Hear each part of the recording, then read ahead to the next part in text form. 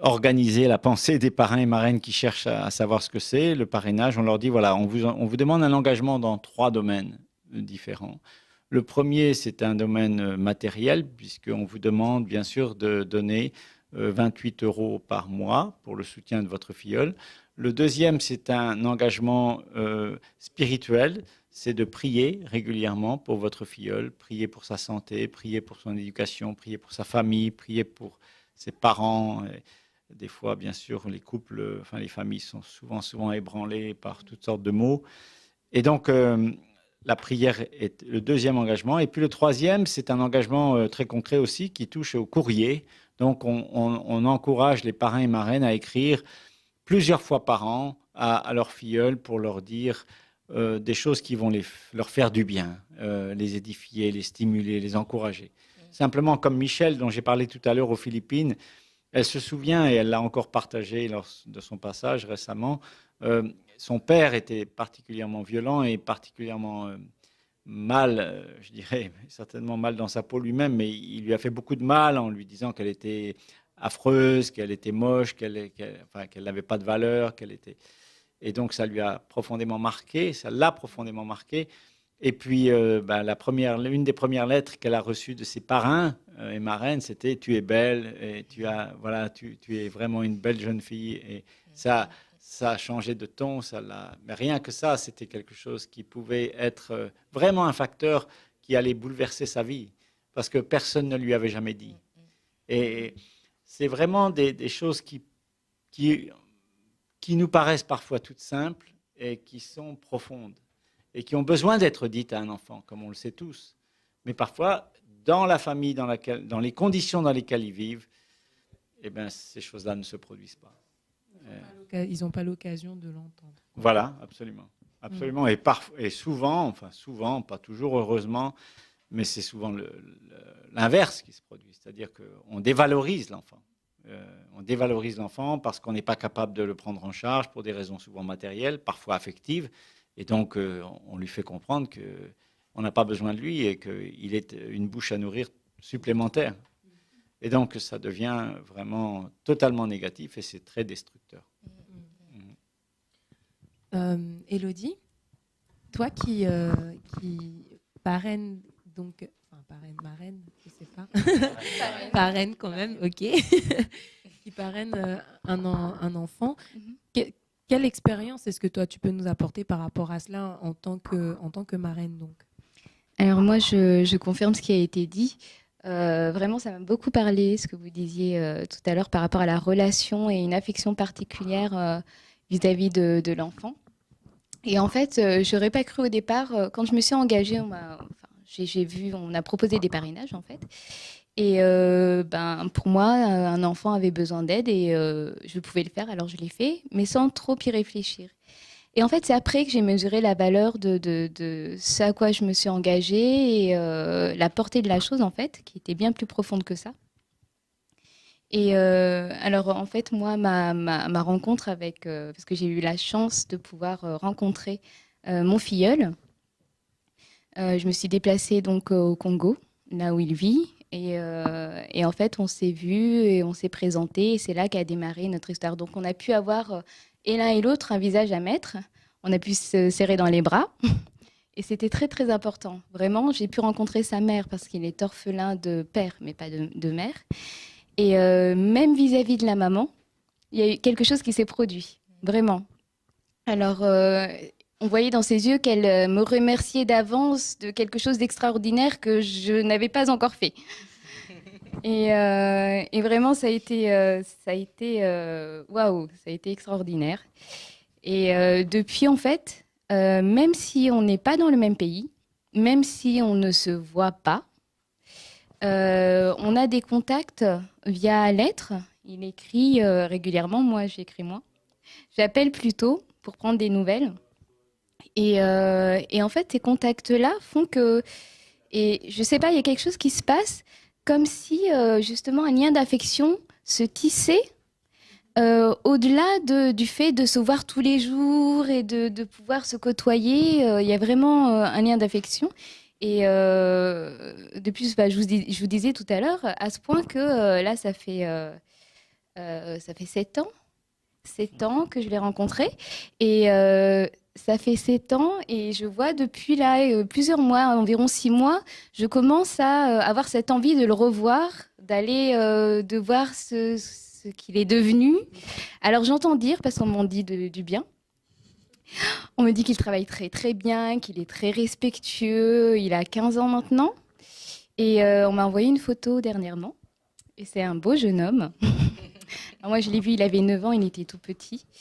Et en fait, il y a vraiment une relation d'affection qui fait que on s'aime, en fait, tout simplement. On s'aime. La dernière lettre, il m'a envoyé une lettre l'année dernière. Il commence sa lettre en disant eh oui, c'est moi, ton fils, Victor. Il s'appelle Victor. Victor. Et ça m'a touchée parce que je me suis dit eh oui, c'est moi, ton fils, Victor. En plus, t'es pas encore maman, donc ça a dû te faire bizarre. Encore plus. Et c'est vrai que même moi, parfois on me demande, t'as des enfants? Oui, j'en ai un en Afrique. Et vraiment, en fait, c'est vraiment un lien, un lien profond qui fait qu'on s'engage effectivement à quelque chose. Et c'est les années passant que j'ai réalisé cet engagement. C'est pas vraiment au début. Au début, je réalisais pas vraiment. Et là, je me rends compte qu'effectivement, c'est comme une petite graine qu'on a semée. Et même si on n'est pas vraiment responsable du fait qu'elle sorte, on ne sait pas pourquoi elle sort, on ne sait pas comment elle sort, voilà. Mais elle sort et on est là, on accompagne, on voit ce qui se passe, on voit les fruits en fait. Et on est super heureux d'avoir contribué en fait, tout simplement. Même si c'est pas nous qui faisons pousser, mais on y a participé. Et c'est une joie d'avoir pu contribuer parce que au final, ça demande pas tant. Et bien qu'on puisse avoir la vision que en fait c'est nous qui apportions, moi dans cette relation honnêtement, j'ai l'impression que c'est lui qui m'apporte plus. Mais c'est pas pour vous dire bon c'est pour faire joli. Non réellement, j'ai les souvenirs d'une lettre qu'il m'avait envoyée où j'étais pas du tout bien. Et en fait sa lettre m'a touchée et m'a vraiment réconfortée. Il m'encourageait et puis il me disait qu'il priait pour moi, que voilà. Et c'était vraiment quelque chose de fort parce que moi, je me suis effondrée quand j'ai lu la lettre. Et je me suis dit, il y a quelqu'un sur cette terre qui pense à moi. Et alors que on pourrait dire que c'est lui qui aurait pu se dire, oui, j'ai une marraine, il y a quelqu'un qui pense à moi, Et non, là, je me suis dit, il y a quelqu'un sur la terre, là, un enfant qui prie pour moi. Et j'ai trouvé ça extraordinaire. Et là, je me suis dit, mais en fait... je me suis engagée dans quelque chose où c'est moi qui reçois en fait. Je reçois beaucoup et voilà, c'est magnifique en fait. Gloire à Dieu, vraiment, c'est de belles histoires en fait qu'on entend sur ce plateau et ça me touche personnellement de voir en fait à quel point, comme tu dis, on a l'impression que c'est pas grand-chose et c'est des termes que Pascal aussi a employés en disant... on a l'impression que ce qu'on fait, c'est normal, que c'est pas grand-chose, que c'est des petites choses qu'on fait, et pourtant, on se rend pas compte en fait de l'impact que ça a dans la vie donc de ces enfants, et aussi sur nous au final des personnes donc qui contribuent à cela. Et par rapport à cela, moi j'avais une question à nous poser à tous pour celui ou celle qui se sentira d'y répondre. C'est est-ce que au regard de tout ça, on peut se demander est-ce que les causes à caractère, je dirais, humanitaire importent pour le Seigneur par rapport à la Bible, je dirais, et par rapport à notre foi qu'on dit avoir en Christ, avoir en Dieu? Est-ce que ça importe et est-ce que ça peut finalement, effectivement, apporter ou changer quelque chose? Est-ce que quelqu'un ici... Bousculé, je crois, mais non, je crois que la réponse est bien sûr positive. Les causes humanitaires, les problèmes, les grandes souffrances du monde sont sur l'agenda de Dieu. Bien sûr, on a beaucoup tendance à accuser Dieu pour tous les problèmes de la terre. Alors que je dirais qu'inversement, il a, depuis la nuit des temps, était celui qui a été, je dirais, le plus concerné par les solutions qu'il y a apportées. Alors, en partant même de la Genèse, quand on voit comment Adam et Ève se sont mis dans une situation catastrophique et comment lui-même est venu intervenir pour les aider à faire face à leur situation de rupture et à leur situation toute concrète d'habillement qui se crée à ce moment-là et que Dieu a pourvu.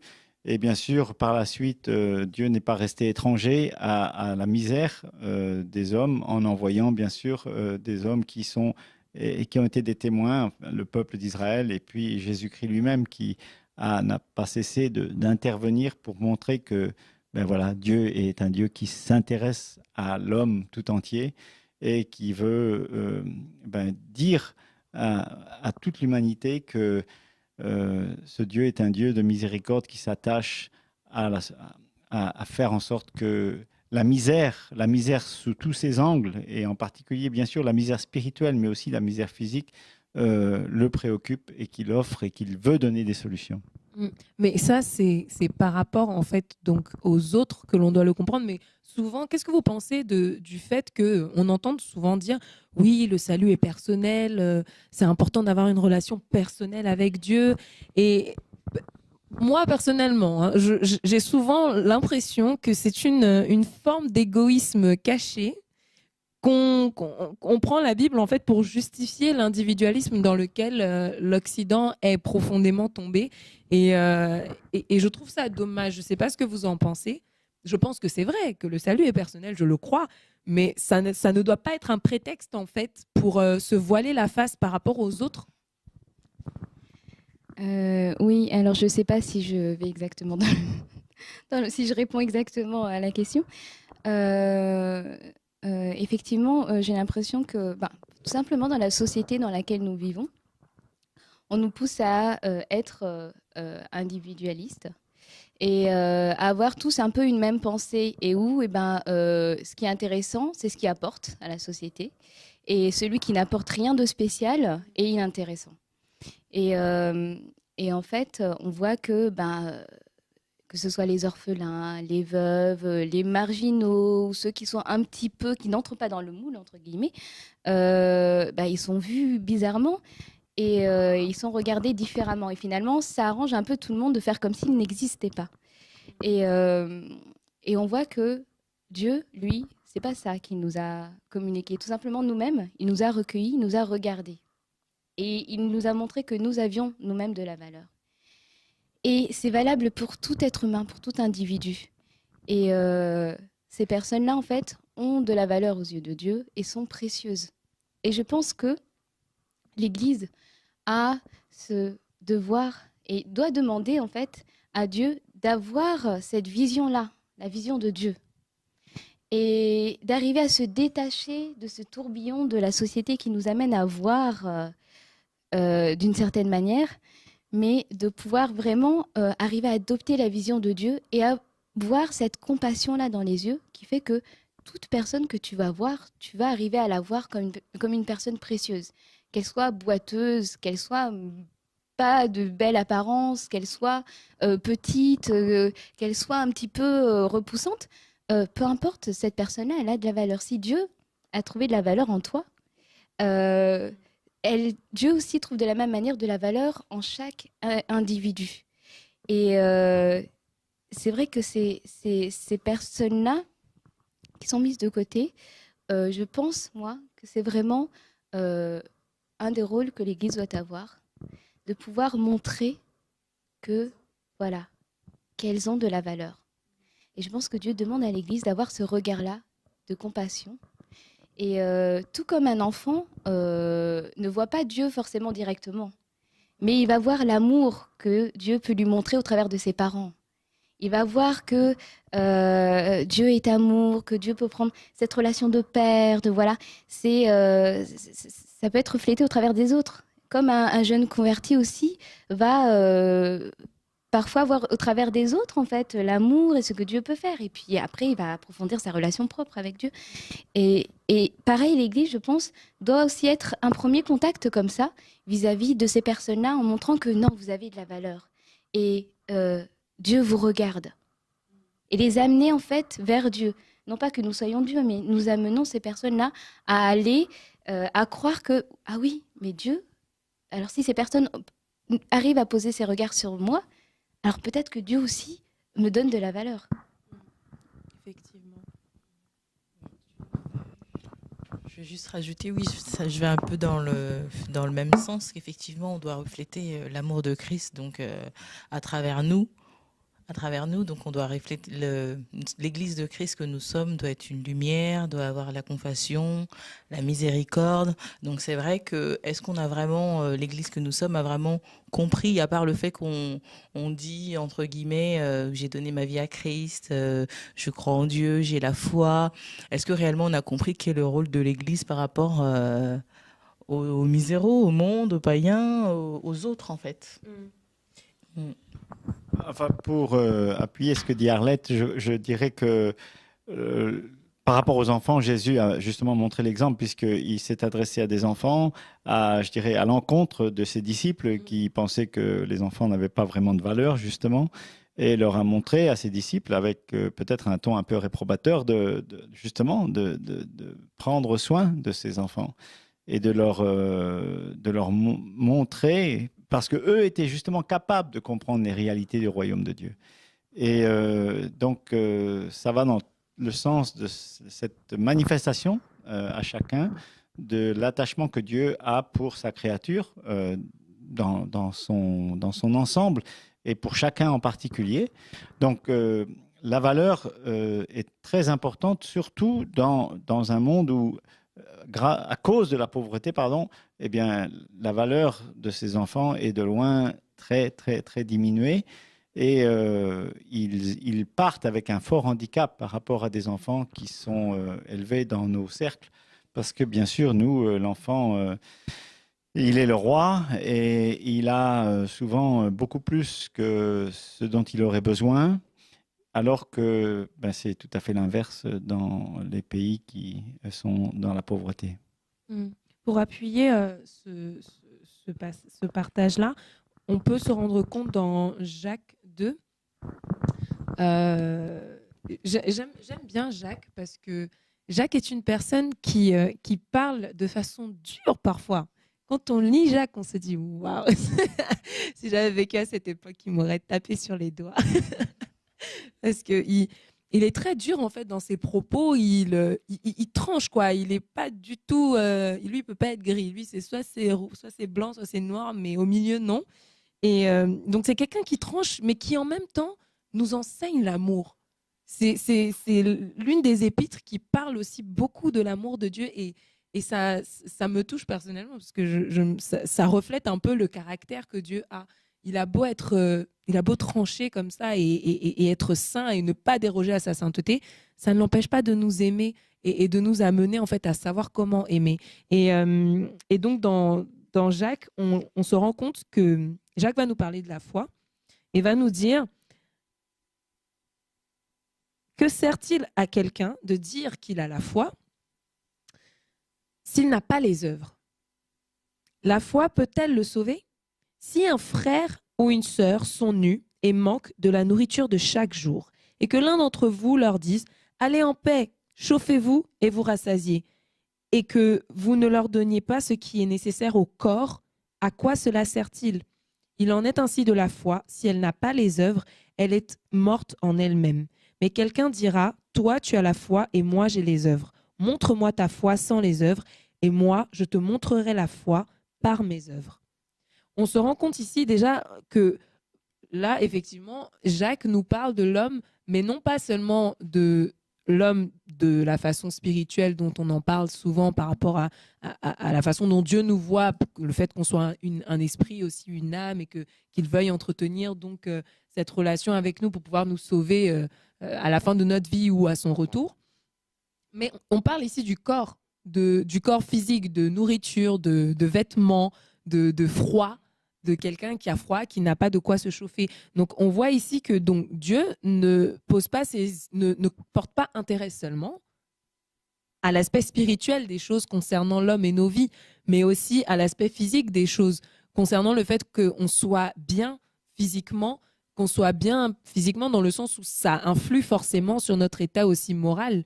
Dieu est pour ces choses. Certes, je crois que Dieu est capable de faire passer quelqu'un par un moment de disette ou de pauvreté. Comme Paul dira, j'ai su vivre dans l'abondance comme dans la disette. Donc ça peut être un moyen pour Dieu d'enseigner quelqu'un. Ceci étant dit, Dieu n'aime pas la pauvreté. La pauvreté ne vient pas de Dieu. Non. Donc, dire à quelqu'un, oui, d'accord, tu souffres actuellement, mais bon, Dieu fera, alors qu'on a les moyens d'aider. Dieu nous regarde juste en se demandant, mais qu'est-ce qu'il fait, quoi? Qu'est-ce qu'il fait? Parce que juste après ça, il va rentrer dans sa chambre et prier et dire, moi, j'ai une relation avec Dieu. Oh, merci Seigneur pour ta grâce, parce que tu m'as sauvé. Merci Seigneur pour tout ce que tu fais pour moi. Merci Seigneur pour ma famille. Merci Seigneur pour moi. Et le moi est très, très présent. Et l'autre, on s'en occupe pas. Et ce que moi, je comprends, en tout cas, par le passage de Jacques, c'est vraiment que la foi, sans intervention vis-à-vis des autres, par des œuvres, par des actes qu'on pose, n'a aucune force, en fait. Elle est morte en elle-même, comme Jacques dit. Et le fait, en fait, d'aller vers l'autre, le fait de poser des actes vers l'autre, je crois réellement que c'est un moyen vraiment pour savoir si on a la foi. Pourquoi? Parce qu'en posant des actes vers les autres, en les posant, si on les pose par nous-mêmes et par notre propre force ou chair, ou enfin par notre propre personne, ça ne portera pas de fruits, ça ne portera pas grand-chose.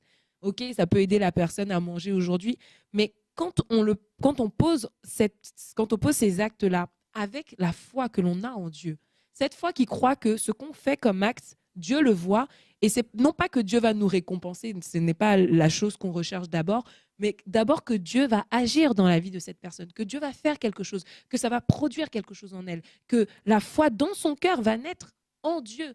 Parce que, comme l'a dit Élodie tout à l'heure, nous n'avons pas la capacité de sauver quelqu'un que ce soit, même de la pauvreté. Ce n'est pas nous qui en avons la capacité. C'est d'abord le Seigneur. Pourquoi? Parce qu'on peut prendre soin physiquement de quelqu'un, mais si dans son intellect et dans son âme, il ne reçoit pas la vie de Dieu, finalement, la pauvreté, il n'en sortira pas. Il n'arrivera pas à en sortir puisque c'est quelque chose qu'il aura toujours connu et qui fera partie de son éducation, de sa vie. Et ces choses, ce sont Dieu qui les transforme en nous. Donc, en posant ces actes-là et en mettant notre foi dans ces actes, en croyant, Seigneur, quand je donne cette pièce, je sais que tu vas faire quelque chose. Quand je passe et que je souris à cet homme que personne ne voit alors que 10 000 personnes sont passées devant lui dans le métro toute la journée, Seigneur, je sais que tu vas poser quelque chose dans son cœur. Quand je parle à cette personne, quand j'évangélise ce sans-abri, quand je donne de l'argent pour parrainer un enfant, quand je prie pour lui, Seigneur, je sais que tu vas faire quelque chose parce que tu n'as pas permis que cette personne soit sur mon chemin sans que ça ne produise du fruit. Et quand on va donc avec cette vision et cette ambition vis-à-vis de Dieu, cette violence, je dirais, dans l'esprit, plutôt que je donne quelque chose comme ça en passant, soit je ne fais rien du tout parce que je considère que la foi, c'est quelque chose de personnel et le salut est personnel. Quand on a cette autre vision avec Dieu, et je dirais une vision ambitieuse avec lui, comme le Seigneur le dit, il dit le royaume de Dieu est forcé, ce sont les violents qui s'en emparent. Dieu nous demande d'avoir une certaine forme de violence dans l'esprit spirituel lorsqu'on agit, lorsqu'on pose des actes, et que donc les actes qu'on pose soient poussés par lui et poussés par l'amour qu'il a mis en nous pour les gens, pour les autres. Parce que comme je le rappelais tout à l'heure, la société dans laquelle on vit est profondément individualiste. En tout cas, moi, personnellement, c'est ce que je vois, d'autant que je vois qu'elle influe même sur moi. Je suis née non, je suis pas née, je dirais, en France, mais je suis née dans ce 21e siècle qui a cette tendance-là, cet enseignement, je dirais, qui est donné dans toutes les ondes, par tous les médias, dans notre éducation, partout où on est, on nous apprend que c'est nous qui importons et qu'il faut que nous nous sentions bien et qu'il faut que ce soit notre personne qui aille bien et qu'il faut que ce soit nous qui réussissions et qu'il faut que... Il y a toujours, en fait, l'homme, en fait, est en plein centre de la chose et les autres, ben non, quoi. Ça passe après, c'est pas grave, on verra plus tard. Et malheureusement, beaucoup d'entre nous, nous avons cette mentalité qui ne vient pas du Seigneur, qui ne vient pas de Dieu. Ça n'est pas une fatalité, mais il faut cependant s'en rendre compte pour pouvoir changer. Il faut cependant en prendre conscience pour crier à Dieu et dire au Seigneur, Seigneur, je me rends compte, je suis égoïste, je suis individuel, dans ce que je fais, je pense à moi d'abord. Je sais pas, quand je fais les choses, c'est moi, mon propre intérêt que je cherche. Et dire ça, ne serait-ce que dire ça à Dieu, ça commence là, la délivrance. Et là, je crois que Dieu peut nous aider et que l'on peut être efficace, en fait, dans la raison pour laquelle Dieu nous a laissés sur terre. Je disais tout à l'heure à mon frère Pascal que trop souvent, en ayant cette mentalité individualiste des choses, même vis-à-vis de Dieu, ben, on se complaît dans une sorte enfin, on est confortable donc dans ça et on réalise pas en fait que si Dieu nous a laissés sur terre, c'est pour un but. C'est-à-dire que si Dieu voulait qu'on ait une relation avec lui seulement là et que la foi chrétienne, que la vie avec Dieu, que le fait d'avoir rencontré Dieu, ça ne consistait qu'en ça, on serait déjà au ciel. Dieu nous aurait pris et on serait déjà avec lui puisque ce serait son désir d'être constamment avec nous et que nous, enfin, je veux dire, qu'il soit si jaloux et qu'on n'ait qu'une relation avec lui et que notre cœur ne se porte exclusivement que vers lui. C'est vrai que Dieu veut l'exclusivité en nous, mais Dieu n'est pas égoïste ni jaloux dans le sens de nous garder que pour lui et que notre attention, en fait, ne soit pas vers les autres. Je veux rappeler quand même que Jésus est venu, il dit « Je ne suis pas venu pour être servi, je suis venu pour servir ». Et trop souvent, cet aspect-là, en fait, du christianisme, de la foi en Dieu, on l'oublie. Et c'est vraiment dommage parce que cette foi qu'on a dans ce cas est morte et il faut vraiment qu'on en prenne conscience. Je ne dis pas que c'est parrainer un enfant qui va changer votre vision des choses ou ma vision des choses. Je dis que c'est quelque chose dont on doit prendre conscience et qui doit nous amener vraiment à se demander, Seigneur, si tu m'as laissé sur terre, à quoi est-ce que je sers et qu'est-ce que je peux faire pour que ce que tu m'as donné serve à d'autres, pour que ce que tu m'as donné serve à sauver d'autres personnes, à les sauver d'abord, sauver leur âme, mais aussi les sauver, par exemple, de la pauvreté, les sauver certains de l'alcoolisme, de l'adultère, pour d'autres. Et tout ça contribue d'ailleurs à sauver l'âme de la personne. Et je dirais, pour quelqu'un qui voudrait être très spirituel et toujours avoir cet objectif spirituel à atteindre, ce qui doit être notre but, je suis tout à fait d'accord, au final, il y rejoint, hein, puisque au final, c'est l'âme de la personne qu'on sauve. Mais on la sauve dans le fait de voir l'homme comme Dieu le voit. Et non pas seulement donc comme un être spirituel avec juste un esprit, mais quelqu'un entière. Dieu n'a pas créé Adam esprit seulement, il a créé un corps, il a pris la terre, il l'a formé. Et ce corps-là, il a eu faim, il a eu froid, il a eu tout ça. Quand il était nu parce qu'il a péché, Dieu a pourvu tout de suite à l'habiller. Enfin, donc toutes ces choses importent pour Dieu et je crois sincèrement que lorsqu'on manifeste cela envers quelqu'un, le Seigneur est juste tellement content en fait, non pas seulement qu'on ait aidé la personne, mais qu'on ait compris, en fait. Qu'on ait compris c'est quoi le connaître, c'est quoi marcher avec lui, c'est quoi l'aimer. Il y a un passage dans la Bible qui dit que connaître Dieu, c'est savoir prendre soin de ceux qui sont dans la souffrance. Connaître Dieu, c'est savoir avoir compassion de l'indigent. Connaître Dieu, ce sont ces choses-là. Et il disait ça à un peuple qui croyait que connaître Dieu, c'était quand je pêche, je vais chercher un animal, je l'égorge devant Dieu, puis là, Dieu sera satisfait, Dieu sera content. Non. Et pour appuyer cela, on peut aller dans Michée 6.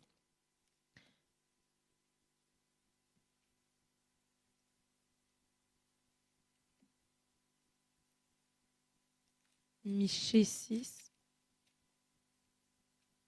Oui. Dans Michée 6, à partir du verset 8. En fait, juste avant, je vais revenir un peu juste au verset 1 pour vous expliquer pourquoi est-ce que Dieu va répondre ce qu'il répondra au peuple d'Israël au verset 8.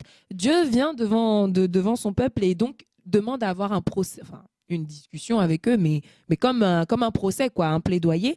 Et là, il va donc reprocher à son peuple de croire, en gros, de ne pas le connaître, quoi, de pécher, de faire sa propre vie, en gros, sans connaître Dieu, sans savoir réellement qui il est. Et là, donc, ce peuple-là va se dire, ah mais d'accord, donc si je dois plaire à Dieu pour pouvoir venir dans sa présence, qu'est-ce qu'il faut que je fasse? Est-ce qu'il faut que je fasse passer mes enfants par le feu? Est-ce que pour pouvoir, je dirais, satisfaire à la justice et à la sainteté de ce Dieu, il faudrait que j'égorge plusieurs veaux d'un an? Donc ça veut dire vraiment que j'offre un beau sacrifice, que je donne des milliers d'holocaustes et que je verse de l'huile à n'en plus finir devant ce Dieu-là pour satisfaire à sa justice.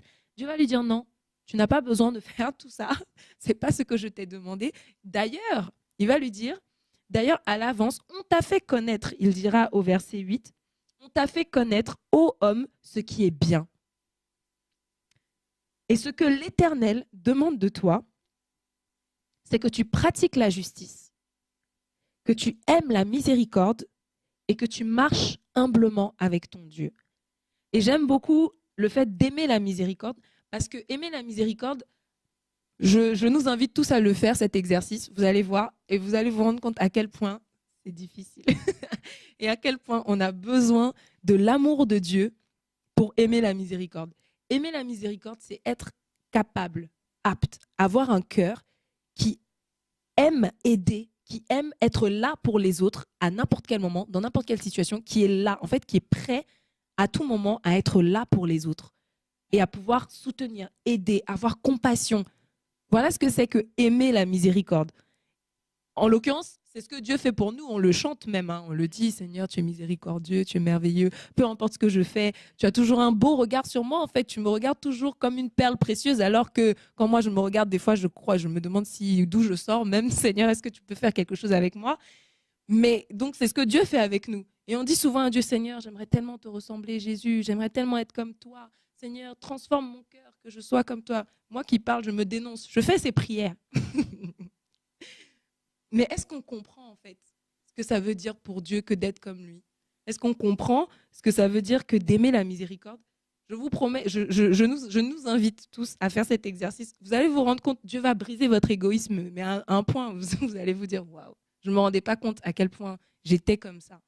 Pour certains d'entre nous, il y en a sûrement qui le sont moins que d'autres. Hein. Je n'en disconviens pas. Mais trop souvent, en fait, on oublie ces choses-là. Et c'est devant le Seigneur, pour nous qui nous disons chrétiens, je ne pense pas que le Seigneur agrée, quoi. Il doit nous regarder et se dire, oui, mon d'accord. Mais moi, je prends soin de toi. Et le pire, c'est ça, c'est que souvent, on s'inquiète beaucoup pour nous, à prier pour nous-mêmes. On a le nombril, je dirais le nez sur notre nombril tout le temps, alors que le Seigneur a dit, ne t'inquiète de rien, je prends soin de toi. Il dit, toutes les choses que vous demandez pour vous-même, ce sont les païens qui posent ces questions-là à Dieu à longueur de journée, s'inquiétant de savoir ce qui va leur arriver demain. Mais nous, qui sommes en plus dans des régions du monde qui sont pas touchées par la pauvreté comme ça peut l'être en Afrique ou dans certains pays d'Asie ou dans certains pays d'Amérique du Sud, on peut pas se plaindre et penser. Enfin, je veux dire, je crois que face à nos frères et sœurs qui sont là-bas, on n'a pas le droit de ne penser qu'à nous-mêmes en fait et de ne pas faire confiance à Dieu parce que on n'a même pas normalement de quoi s'inquiéter, quoi. Normalement, on n'a pas besoin de se poser des questions d'inquiétude par rapport à nos vies comme ça. Le Seigneur nous connaît, il sait comment prendre soin de nous et ce qu'il veut, c'est qu'on apprenne à arrêter de nous regarder nous et à regarder vers l'extérieur, vers les gens qui nous entourent et vers la raison pour laquelle, Seigneur, je suis encore là. Pourquoi je suis sur terre?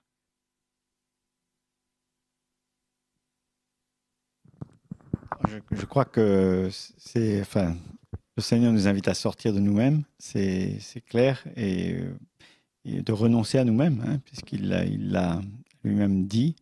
Et donc, c'est vrai que l'engagement à l'égard de l'autre, quel qu'il soit, est important.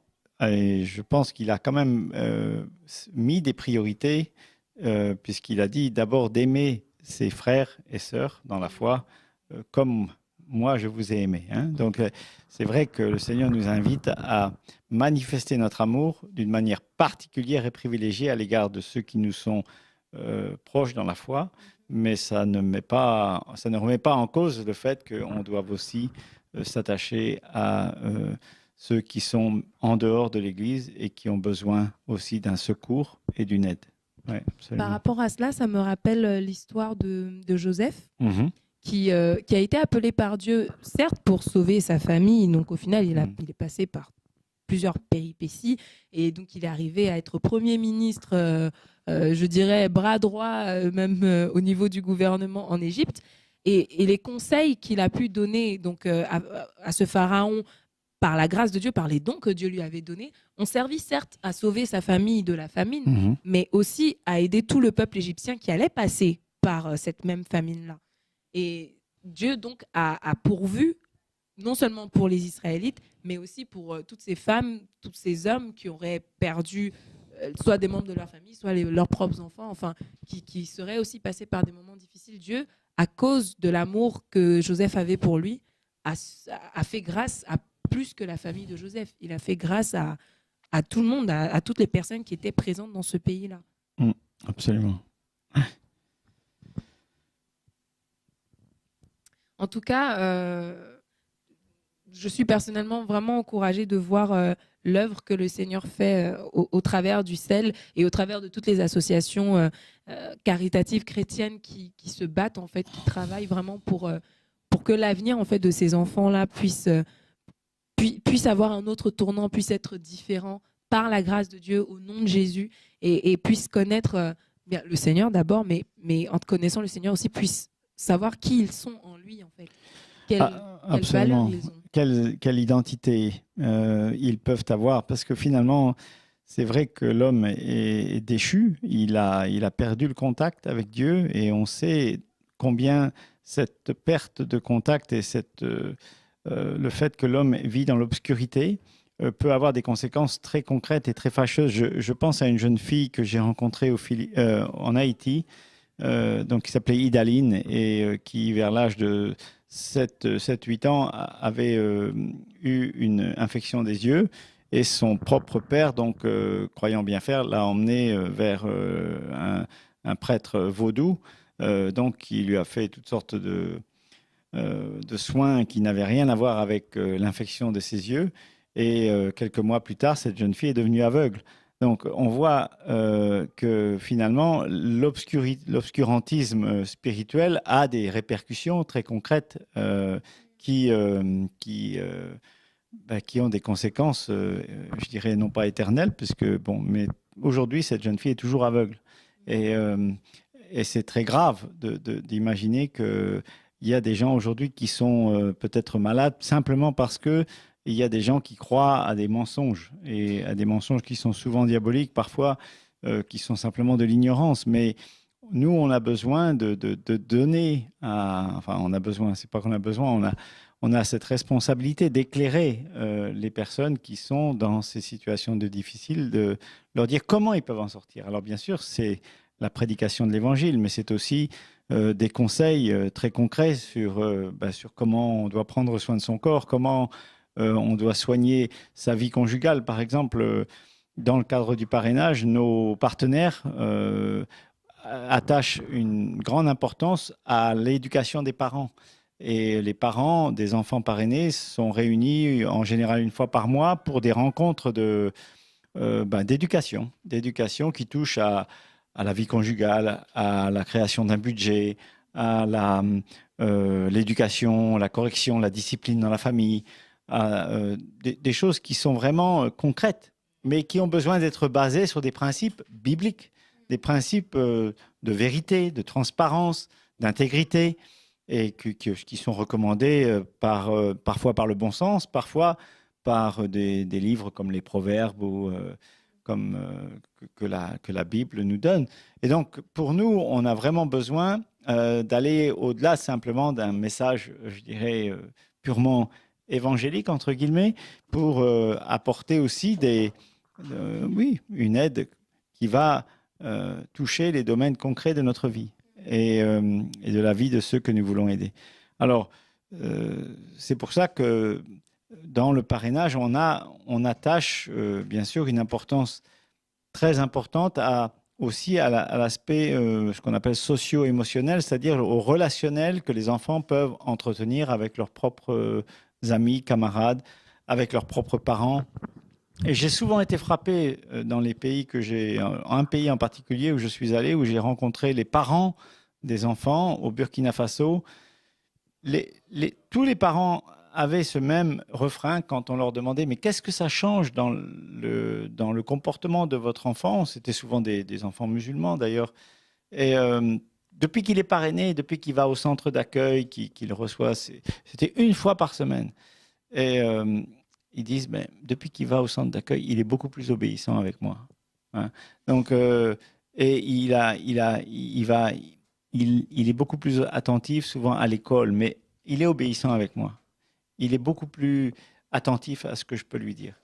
Et là, on se dit, mais ça, c'est déjà un grand pas. Parce que quand on crée le respect entre le parent et l'enfant, on travaille à l'unité familiale, on travaille à la cohésion, à fortifier la cellule de base de notre société. Donc là, ça va vraiment, ça touche, oui, des domaines de la vie quotidienne. Et j'ai une question par rapport au parrainage. Quel est donc l'objectif final, le but qui est fixé en fait pour chaque enfant qui est parrainé? Alors, l'objectif est assez simple, c'est qu'il devienne un chrétien mûr et autonome, capable de donner aux autres, de se donner aux autres. Voilà. Ça, et qu'il ait oui, non pas seulement qu'il devienne, je dirais, médecin, docteur, pasteur ou directeur d'une banque.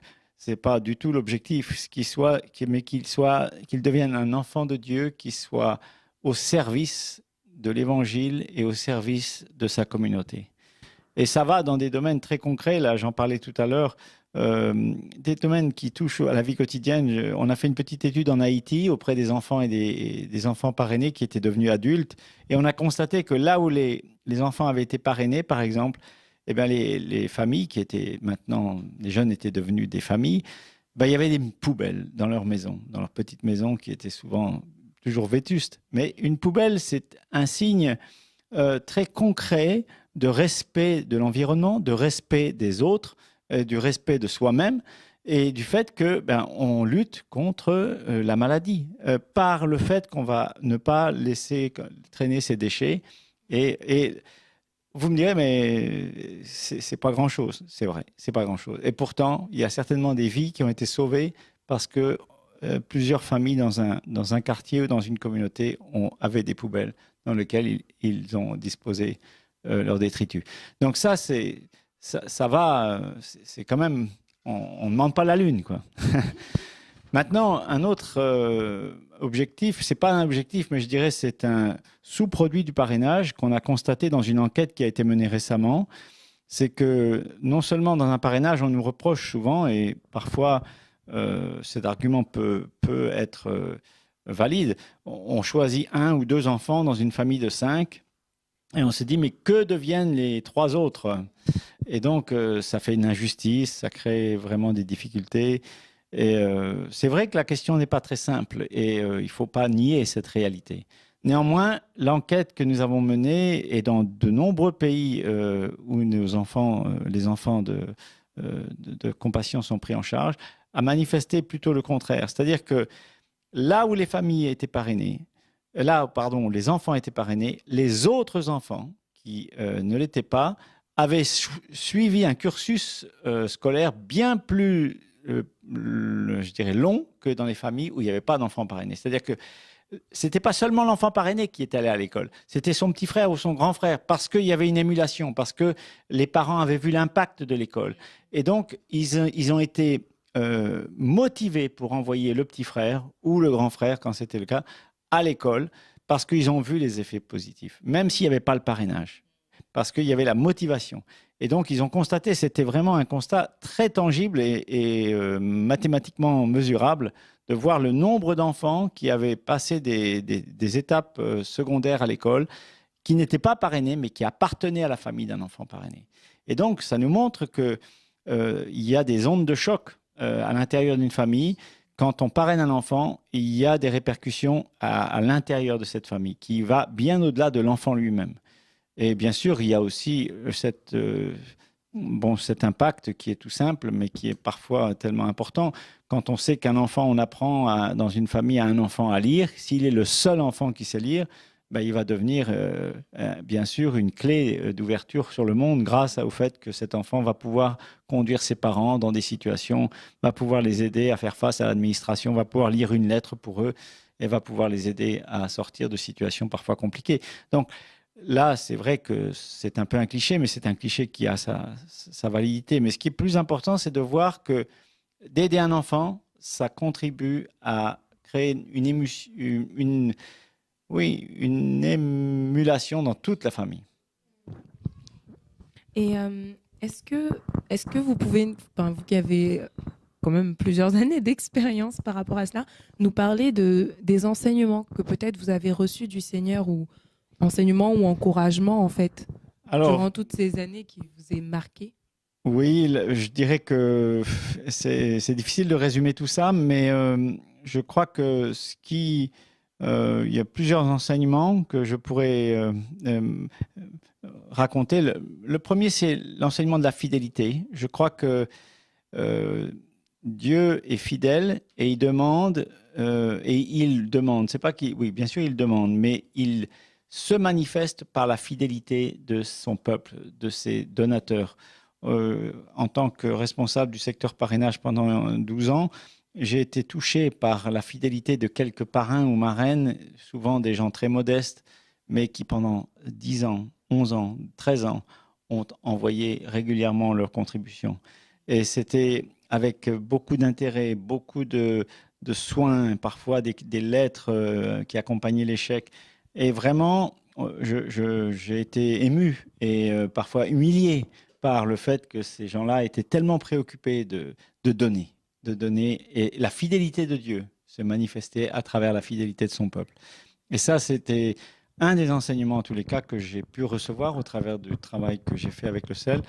L'autre, bien sûr, c'est le fait que dans la misère, là où j'ai rencontré des gens qui vivaient dans la grande pauvreté, que ce soit à Madagascar, que ce soit au Burkina, que ce soit en Bolivie ou ailleurs, c'est toujours de voir le courage de ces familles qui ne lâchent pas et qui, grâce à leur foi en Dieu, en un Dieu puissant, même si eux vivent dans une grande détresse, croient, persévèrent, louent le Seigneur, espèrent que cet enfant qui est là et qui est aidé dans son cursus va devenir quelqu'un d'autre, va devenir bien sûr peut-être quelqu'un qui va les aider sur le plan matériel, mais pas seulement, quelqu'un qui va être à la gloire de Dieu.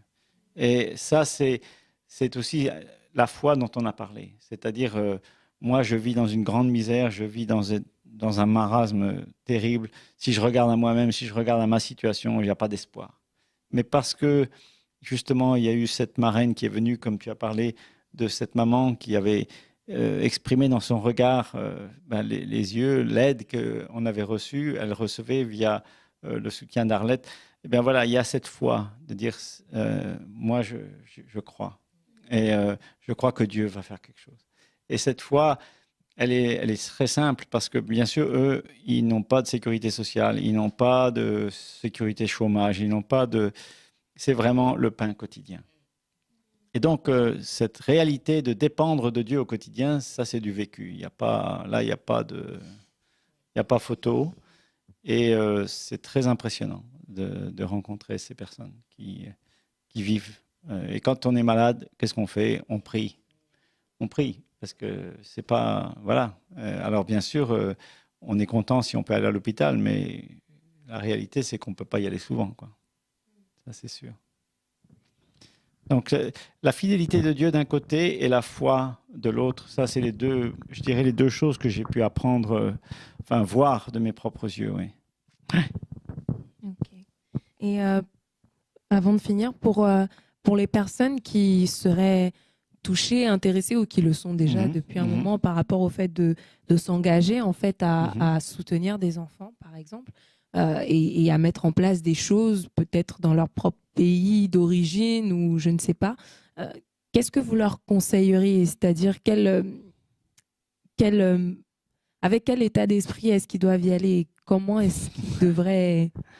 Alors, si vous voulez, déjà, juste pour cadrer ceux qui souhaiteraient parrainer un enfant, c'est très simple, hein, il suffit d'aller sur le site du CEL et www.celfrance.org et puis là, le chemin est tout tracé. C'est pas très compliqué avec 2 ou 3 clics.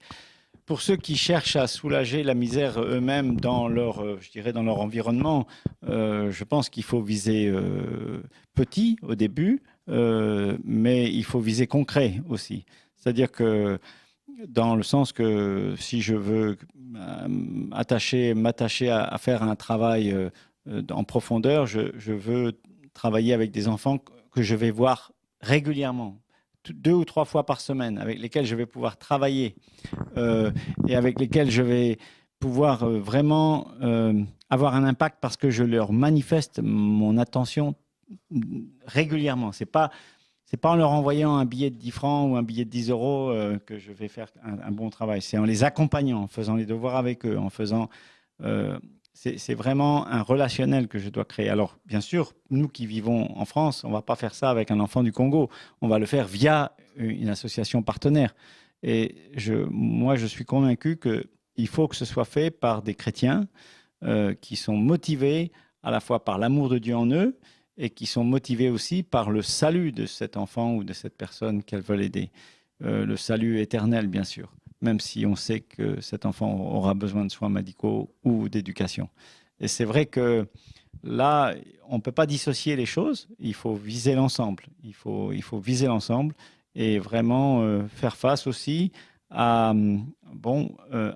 aux besoins avec, si possible, des personnes qualifiées. C'est-à-dire, oui, on ne peut pas faire soigner un enfant par quelqu'un qui n'est pas infirmier. Voilà, il ne faut pas faire n'importe quoi. Ça, c'est sûr. Même si on est plein d'amour, même si... parce que c'est sûr que ce n'est pas comme ça qu'on va y arriver. Et souvent, on a eu des demandes de la part de personnes ici à Paris où des gens disent « Ah, ben moi, vous savez, je veux partir à Madagascar, j'aimerais beaucoup aider ces enfants. » Mais on leur dit « Est-ce que vous parlez la langue ?» Bon, ben, ils ne parlent pas la langue.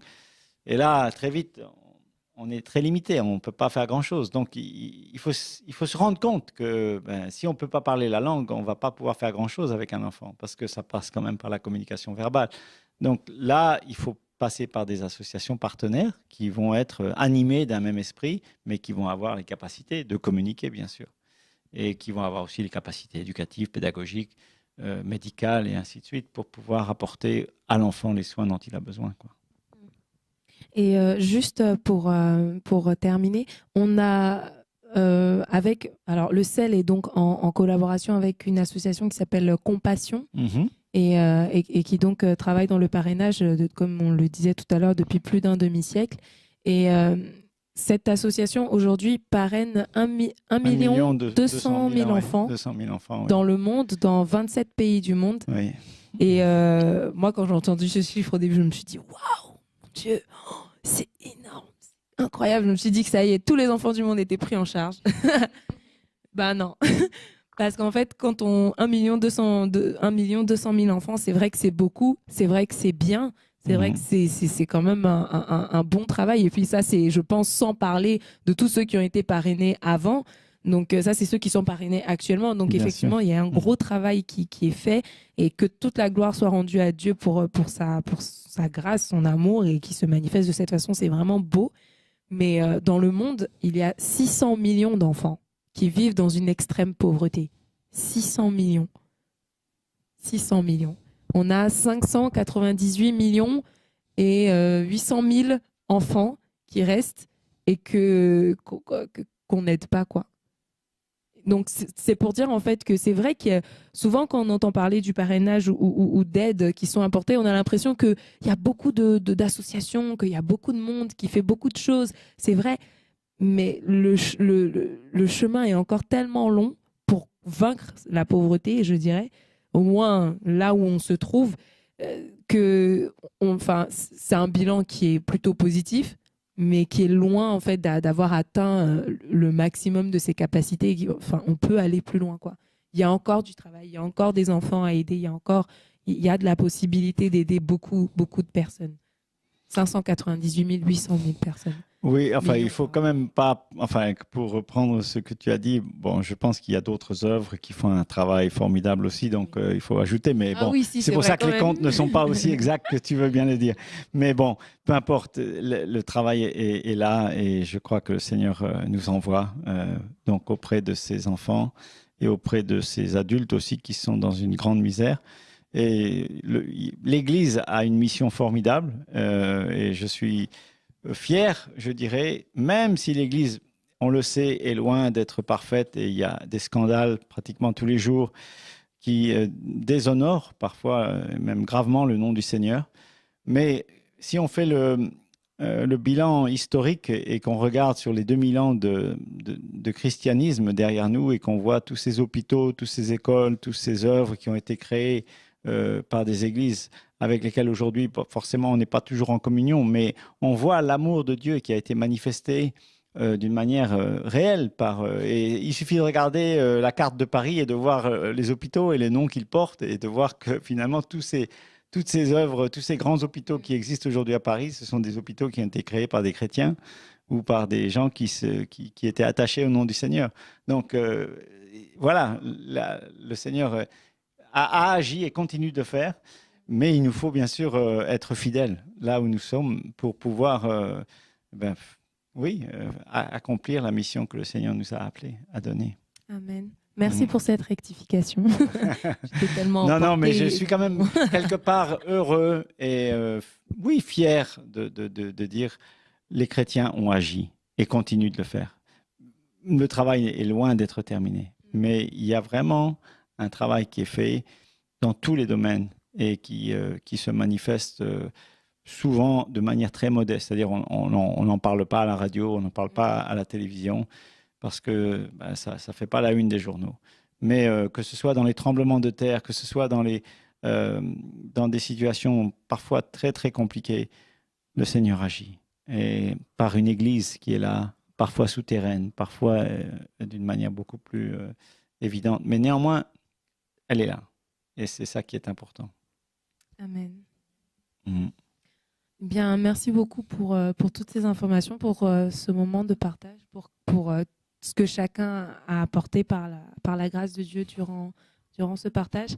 Je prie vraiment que chacun d'entre nous ait été encouragé, béni, ait été enseigné par le Seigneur, exhorté encore à se tourner vers l'autre et à faire la volonté de Dieu qui est celle d'aimer notre prochain comme nous-mêmes et Dieu, notre Dieu, de tout notre cœur, toute notre force, toute notre âme.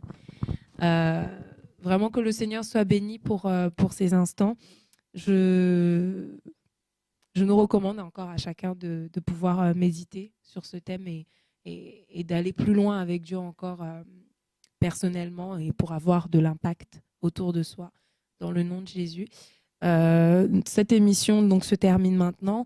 Nous nous retrouverons dans 2 semaines avec normalement Maître Cassie qui sera présente durant cette émission et avec qui nous pourrons aborder des sujets concernant donc le droit en France, le droit des étrangers. Et si jamais vous avez des questions, bien soyez là, soyez présents avec vos questions et on tentera par la grâce du Seigneur d'y répondre ensemble. Et donc voilà, que le Seigneur soit béni, que vous soyez tous bénis là où vous êtes, qu'il vous encourage encore à marcher avec lui, à le craindre et à marcher humblement avec lui. Au nom de Jésus. Amen. Au revoir à tous.